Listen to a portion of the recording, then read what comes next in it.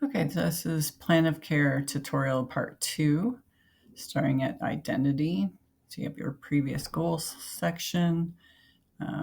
This one is culture that the client identifies with. So previously we had the culture of the family and spirituality of the family. So this is what the culture and spirituality that the client identifies with. So it could be the same as family or it could vary. And then there's a spot for comments. Does the client identify as part of the LGBTQ2 T2S community? Yes or no? And then comments about that, their aptitudes, interests, a spot for comments on those. And again, you can pull these sections down to add as much as you want.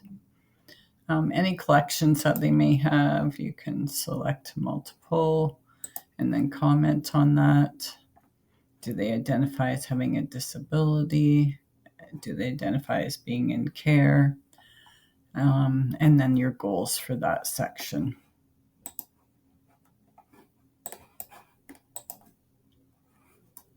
Okay, so social presentation, again, your goals, previous goals, physical appearance, what they look like, their presentation. You can select multiple items for these and make a comment about them and create your goal. And again, you can add multiple goals by clicking Add Row. So behavioral development, emotional wellness, previous goals, answer all the fields there. Do they have exhibit any atypical behavior? If you click yes, this text box opens. If you click no, it'll close. You're going to select the period of time, so for the reporting period of the plan of care, so you can see all the incidents that come up in that period of time. So if I go to,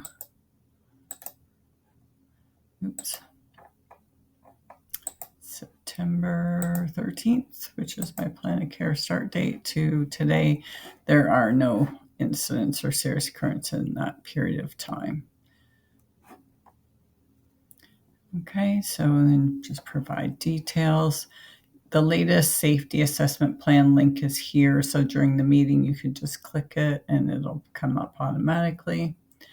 There's this box to check if there's any court involvement. If there's not, just leave it unchecked. If there is, you can add that, and you can add several rows if you need to. Perhaps there's family court and criminal court or anything else you want to comment on. And then you have your goal section. Next, we have life skills and self-care ability. You can add multiple for each of these and make comments. Then we have money management. Okay, there's a spot for bank account, allowance, any income from employment, other income, what they spend their allowance on, and any comments. And then there's the needs assessment. If you click no that the client's needs can't be met in this placement, you'll have to explain. So perhaps it's a placement breakdown, and that's the reason you do that. And can the above goals for this client be met in this placement? Again, if you click yes, it's good. If you click no, you have to explain what supports are put in place to achieve that. Desired outcomes for the client and any plans for discharge or transfer, and your next plan of care or review date. Okay, and then the last page is rights and responsibilities. It's auto-filled from the last time, but with today's date. So if it's being reviewed by someone else, maybe the CAS worker, you just have to edit that and put in their name. And then you can select other and put anything else that you need to, and then have the child sign that at the meeting. Okay.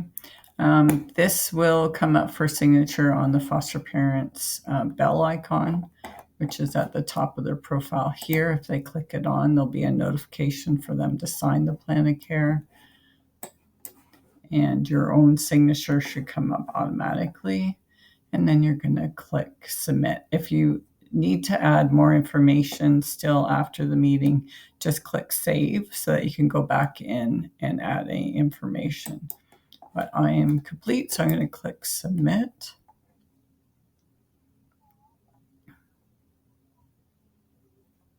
And once you've done that, you'll see that that plan of care is now submitted. You can email it from here. You can view the PDF, or you can view it on Case Manage.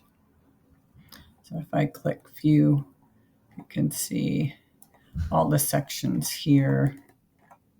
I'm just going to scroll down. And you can see everything's on there.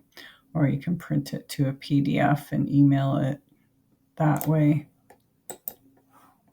Or you can click email here.